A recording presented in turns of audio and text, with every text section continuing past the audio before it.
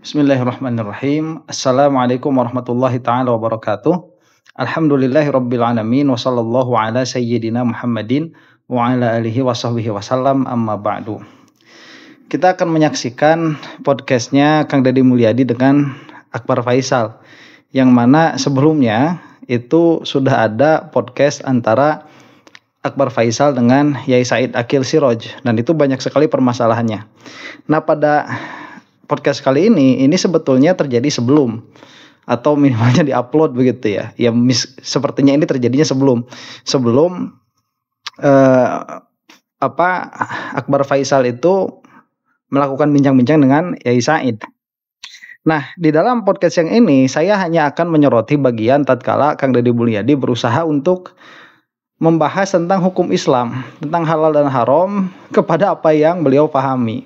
Jadi sekali lagi ya, maksud saya mengcounter Kang Deddy Mulyadi ini dalam permasalahan-permasalahan yang semestinya Kang Deddy itu tidak berbicara dalam hal itu. Jadi jangan dipikir bahwa saya ada kebencian kepada beliau. Sekali lagi, ini adalah murni karena yang beliau katakan, yang Kang Deddy Mulyadi katakan, ini berkaitan dengan ilmu fikih, dengan ilmu yang kita pelajari di pesantren. Nah, makanya ini saya katakan dua orang yang tidak mengerti fikih sama sekali, tidak mengerti hukum Islam sama sekali, begitu. Bukan berarti mereka tidak melaksanakan hukum Islam, tetapi mereka tidak memiliki pemahaman bagaimana sesuatu itu bisa disebut halal atau bisa disebut haram.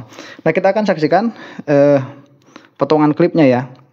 Ini tidak akan mereduksi karena memang berhentinya di situ, begitu. Kang Deddy membicarakan hal tentang makanan, kemudian nanti akan berhubungan dengan halal dan haram. Ya, kesananya nanti obrolannya sudah bukan ranah saya lagi, begitu. Akan kita saksikan. Saya berikan contoh. Kita bicara tentang kesehatan manusia.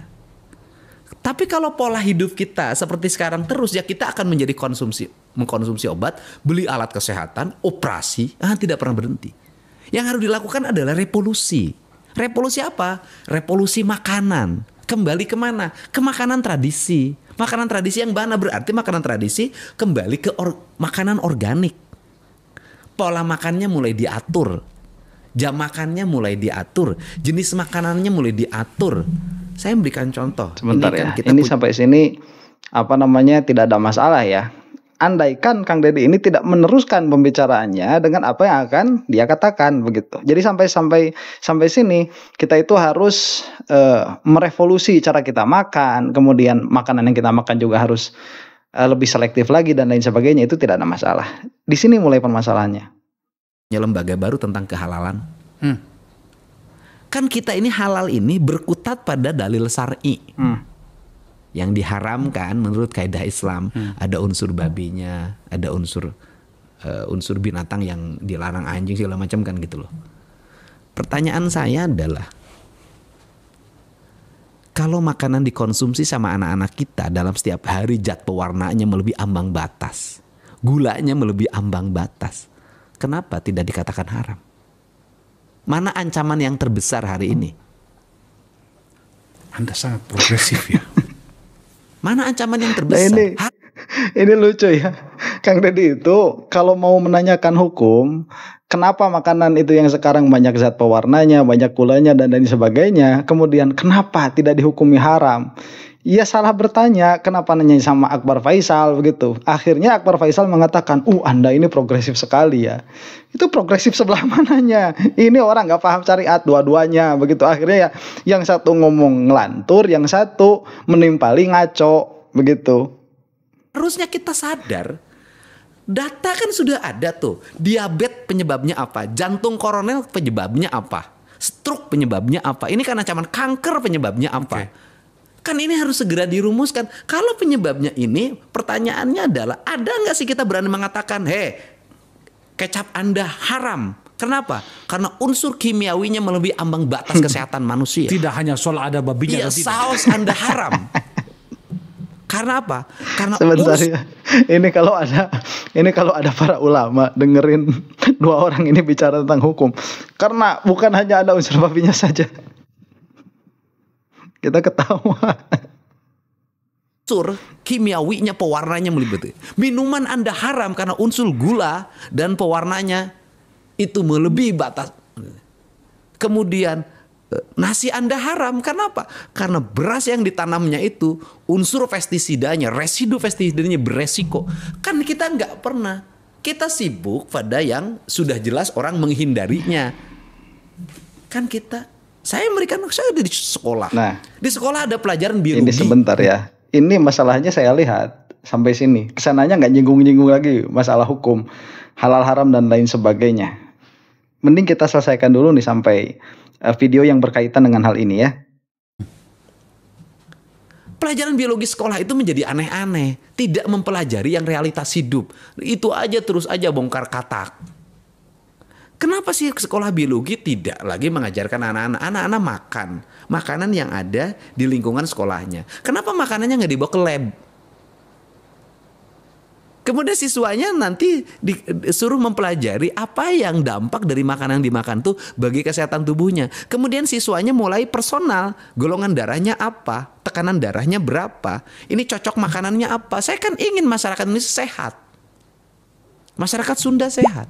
Nah itu tadi kita telah menyaksikan bagaimana Kang Deddy Mulyadi ini dikomentari dengan sangat bagus dengan kata-kata, oh Anda ini progresif sekali. Tatkala mengatakan kenapa kita itu tidak mengatakan haram saja, berani nggak kita itu mengatakan bahwa kecap yang Anda makan itu haram karena bla bla bla, beras yang Anda makan itu haram karena bla bla bla dan lain sebagainya. Jadi ini tidak akan pernah masuk ke dalam pembahasan fikih yang bersumber dari usul yang jelas.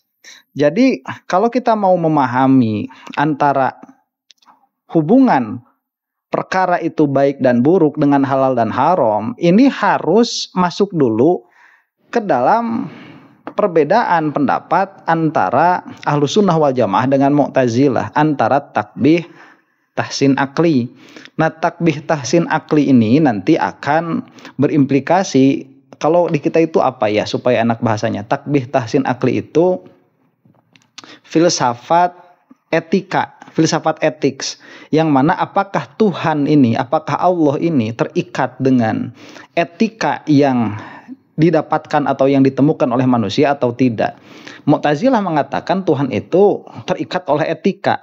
Nah, Asy'ariyah Maturidiyah dalam hal ini Ahlus Sunnah wal Jamaah mengatakan Tuhan itu tidak terikat oleh etika. Maka nanti akan ada dua kesimpulan secara akidah dulu begitu ya. Yang pertama bahwa itu tadi takbih tahsin akli, yang namanya Tuhan itu tidak mungkin berbuat jelek, perintahnya pun tidak mungkin jelek. Dilihat dari sudut pandang jelek dan buruk, jelek dan baik atas pandangan manusia. Adapun Asy'ariyah Maturidiyah mengatakan bahwa Tuhan itu nilainya netral, dalam pengertian kita bisa memandang bahwa Tuhan itu berbuat buruk atau berbuat baik, tetapi dari sudut pandang Tuhan itu sendiri tidak ada baik dan buruk. Itu hanyalah perbuatan Tuhan begitu. Jadi tidak ada nilai baik dan buruk di dalam perbuatan Tuhan itu. Itu adalah posisinya Ahlus Sunnah wal Jamaah. Kalau misalkan dari sini kita memahami apa yang dibahas oleh mutakalimin, maka kesananya nanti kita juga akan memahami bahwa yang namanya baik akhirnya adalah perkara-perkara yang diperintahkan oleh Tuhan, dan yang namanya buruk itu adalah perkara-perkara yang dilarang oleh Tuhan. Jadi bukan karena sesuatu ini baik maka dia itu diperintah oleh Tuhan, dan karena sesuatu ini buruk maka dia itu dilarang oleh Tuhan, tetapi karena perkara ini baik, karena perkara ini diperintah oleh Tuhan maka dia baik, dan karena perkara ini dilarang oleh Tuhan maka dia buruk begitu. Nah di situ nanti larinya, yang mana pada akhirnya tatkala kita masuk kepada hukum mukallaf ya, sebetulnya hukum ini bukan pada zat ya, bukan pada apa bahasanya itu, bukan pada objek apa yang kita makan kalau kita berbicara tentang halal haram di dalam makanan, tetapi hukum halal dan haram itu terkenanya kepada mukallaf. Jadi sebetulnya babi itu tidak haram. Yang haram itu makan babi, karena sedari awal yang namanya haram itu adalah tolabul kafi. Ya, dari Allah Subhanahu wa taala, dari sang syariat. Tolabul kafi itu adalah tuntutan untuk menahan diri begitu. Atau tolabut tarki. Jadi tolabul kafi, tolaban jaziman. Nah itu adalah definisi dari haram. Yang mana pada akhirnya tidak ada babi haram, tidak ada anjing haram, tidak ada apa kita katakan lagi yang lain itu, misalkan ular ya di Syafi'iyah itu. Ular haram tidak ada, yang ada itu makan babi ya haram, makan ular ya haram, makan anjing ya haram begitu. Nah, nanti makanya kita ada yang namanya darurat ya. Darurat itu dalam keadaan makan babinya ini nggak haram. Kapan? Ya tatkala ada situasi dan kondisi tertentu. Nah, apabila kita memahami hal ini sebetulnya kita tidak bisa mengatakan bahwa suatu saat begitu ya, gula ini diharamkan atau makan gula ini diharamkan karena bla bla bla. Kemudian kecap begitu ya, atau tadi beras karena ada pestisidanya kemudian menjadi diharamkan. Nggak bisa seperti itu. Kenapa? Karena tatkala kita ini ingin mengatakan haram atau halal, kita katakan haram saja ya. Tatkala kita ini ingin mengatakan haram pada sesuatu yang tidak disebutkan di dalam nas secara pasti, Al-Quran tidak menyebutkannya secara pasti, hadis tidak menyebutkannya secara pasti, maka jalan kita adalah qiyas. Itu jalan untuk menyebutkan suatu perkara yang tidak disebutkan di dalam nas secara sharih kehalalan atau keharamannya. Nah, kemudian nanti apabila kita datang misalkan ya, apakah beras yang banyak pestisidanya itu kemudian menjadi haram untuk dimakan? Kita harus mencari ilat, kita harus mencari hukum asal yang mana hukum asalnya itu jelas-jelas haram. Mau kemana kita mengkiaskannya? Nah, ini saya kasih contoh dulu ya supaya mudah. Ini yang ngaji usul fikih yang akan saya jelaskan ini ecek-ecek ya, di dalam kitab Waraqat itu sudah sangat jelas sekali. Kalau misalkan dulu ya yang diharamkan oleh Rasulullah SAW yang secara sharih ada di dalam Al-Quran itu adalah khamr. Nah, sedangkan khamr itu apa definisinya? Khamr itu adalah minuman perasan anggur sampai had memabukkan begitu, sampai had memabukkan. Itu adalah khamr. Adapun hal yang memabukkan yang lain itu tidak disebut khamr. Kadang-kadang ada yang namanya nabidh. Ya, nabidh itu kalau tidak salah dari perasan kurma itu. Itu bukan khamr namanya tapi nabidh. Cuman dia sama-sama memabukkan. Nah, nanti ulama memiliki pandangan begitu ya. Ulama seperti ini. Kalau misalkan nabidh ini diharamkan oleh Allah Subhanahu wa taala, kenapa di dalam Al-Qur'an itu disebutkan kata-katanya secara literal itu khamr?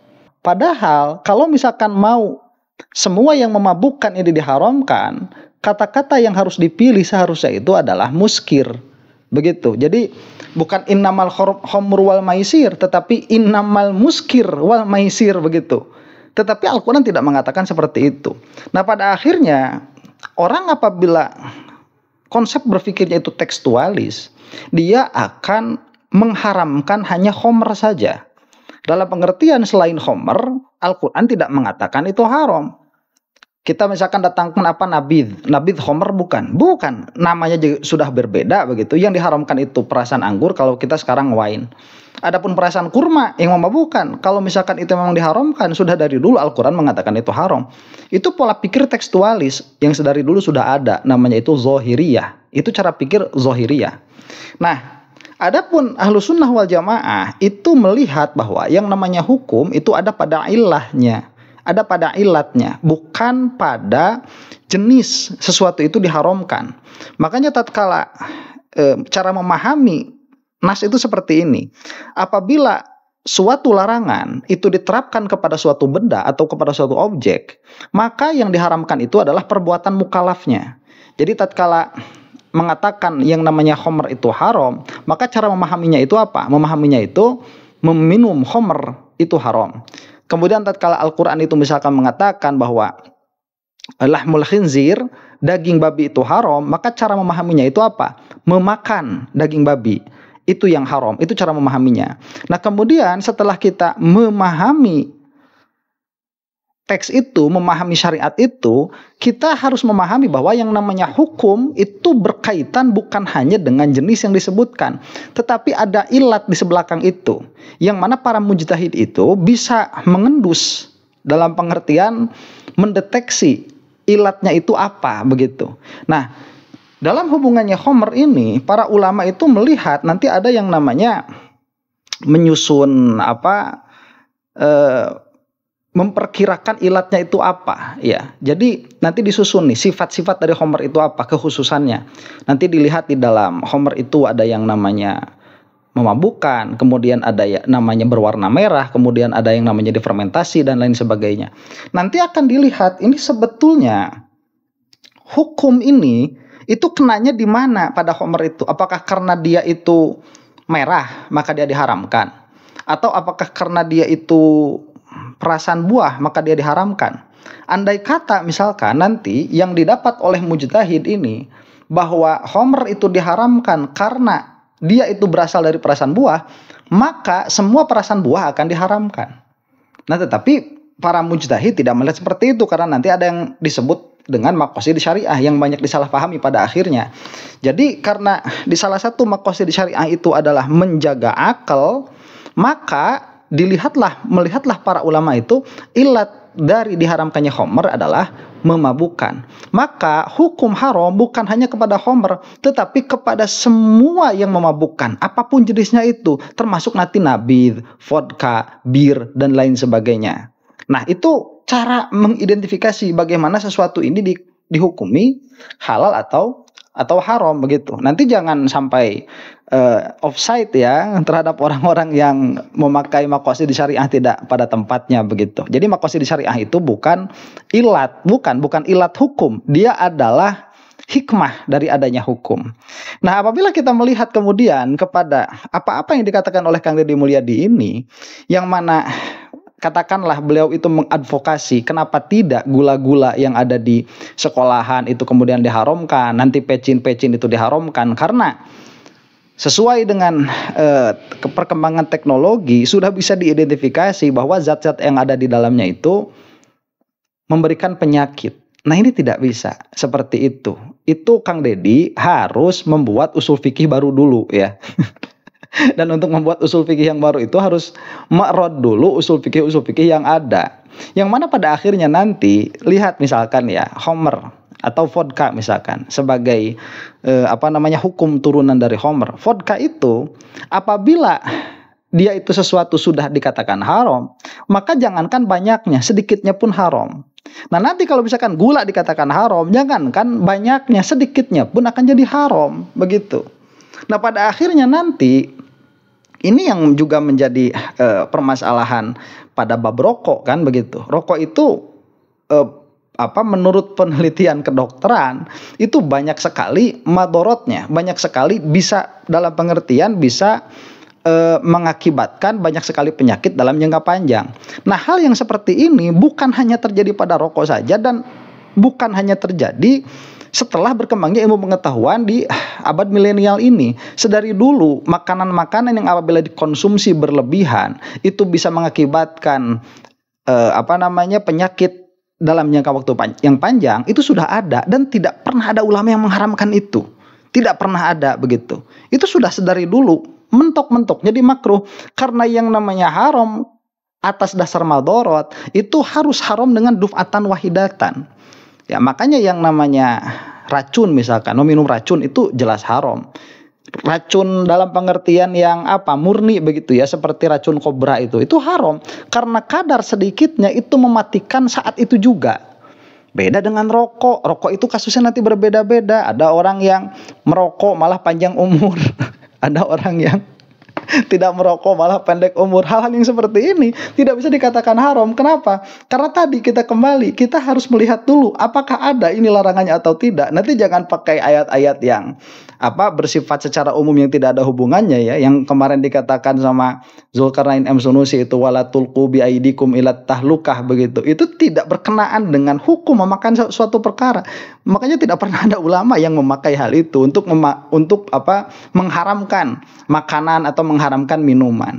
Jadi ini harus dilihat dulu ya permasalahannya. Ini permasalahannya panjang. Bukan masalah yang bisa didiskusikan oleh orang sekelas Kang Deddy Mulyadi dan Akbar Faisal begitu. Kalau mau Kang Deddy memiliki pertanyaan-pertanyaan seperti ini, tanyakan sama Pak Jujun. Jangan tanyakan sama Akbar Faisal. Nanti Kang Deddy-nya ngaco, Akbar Faisalnya ngawur. Akhirnya nanti orang-orang punya mindset yang ngawur begitu. Ini harus hati-hati. Jadi saya katakan dua orang ini berkata atau berbicara tentang syariat tanpa pengetahuan syariat sama sekali, dan mudah-mudahan Kang Deddy besok lusa jangan berbicara tentang agama. Yang mana sudah saya katakan kemarin, jangan berkata tentang tauhid. Sudah itu biarkan saja. Kang Deddy tidak akan berkurang kemuliaannya karena tidak mengatakan atau tidak berbicara tentang tauhid, karena nanti akan banyak sekali permasalahannya. Yang kedua, jangan berbicara tentang hukum. Kalau mau berbicara tentang agama, berbicaralah masalah muamalah begitu. Yang seperti kemarin dilaksanakan pada pidato Idul Fitri begitu. Insya Allah itu akan lebih baik dan akan mengurangi kritik. Demikian, semoga ada manfaatnya. Wallahu taala a'lam bishawab. Assalamualaikum warahmatullahi taala wabarakatuh.